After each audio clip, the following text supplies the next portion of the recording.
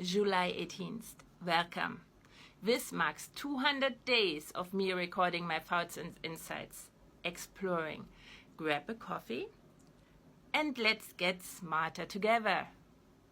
After falling into a rabbit hole yesterday, let's return to the subject of time. To retrace our steps so far, we've said that time is crucial to what it means to be a human. And yet, time is nowhere to be found in the fundamental laws of physics, as the sum of all information contained in the universe always remains the same.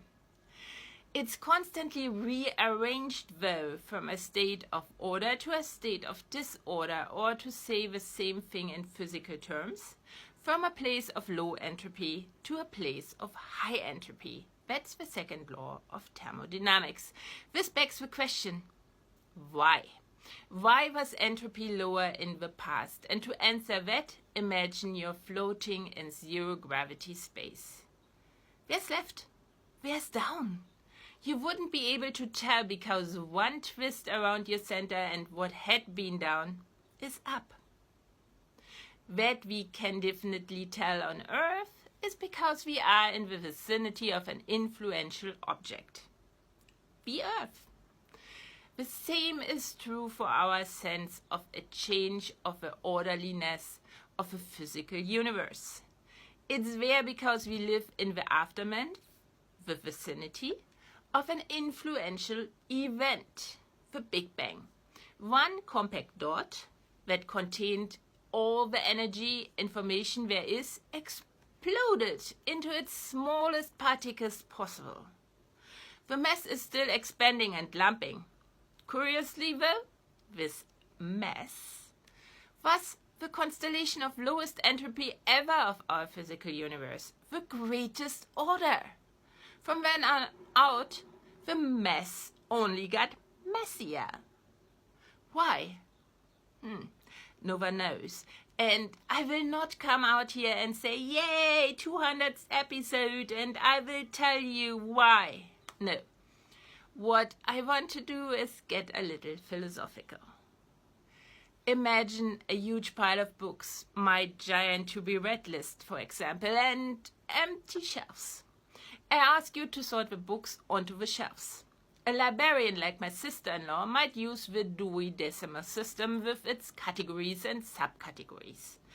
A person unfamiliar with the system might take a look at the finished work and see absolute chaos, rearranging everything by colors. This again would horrify the librarian. It's just a small example, but I think it illustrates a problem in our thinking about entropy. It's not just that one person's chaos is another person's perfect order, depending on what aspect of the thing to sort we choose as our yardstick. It's that there are always a myriad of reasons why you sort things in the first place. If you sort them to fit your living room color scheme, sorting them by colors might work. Only knowledge of a reason will allow you to decide, once you've detected that a sorting takes place, what possible sorting algorithm could look like, which one is actually used or which ones, and how well they have worked so far. That we admit that we have no idea whatsoever why the physical universe, right after the compact dot has been blown into smithereens, a point in time at that you would expect the greatest disorder, was the most orderly place ever, says that all we figured out so far is that, well, something might be sorted here in some way, but we don't know what the goal of the sorting is, and so we don't know anything else about it. And yet, we have decided what the used sorting algorithm is, apparently. That's a problem, and not just because the only reason why we distinguish between the past, the present, and the future is what we call entropy, but because we act as if our assumption is the truth and interfere in the system on that basis.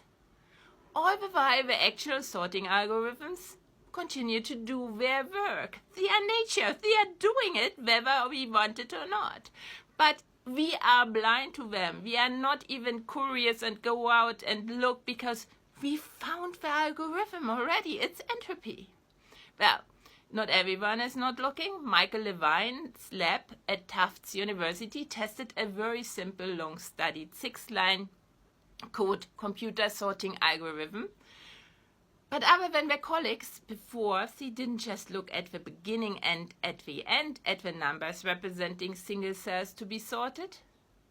They looked at them while the sorting process happened. And what they saw was that in the interim, during the process, the numbers sorted themselves using their own aspects before fulfilling the order and sorting themselves into the order they had been told to sort themselves into. And the numbers recognized opportunities of delayed gratifications.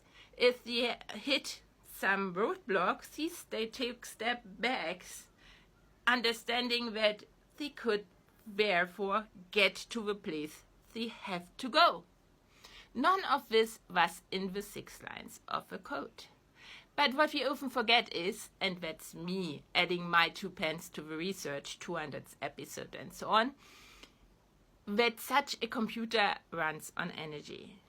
Energy is information, and the information before anything else is added is that of the original memory, the compact dot in the Big Bang.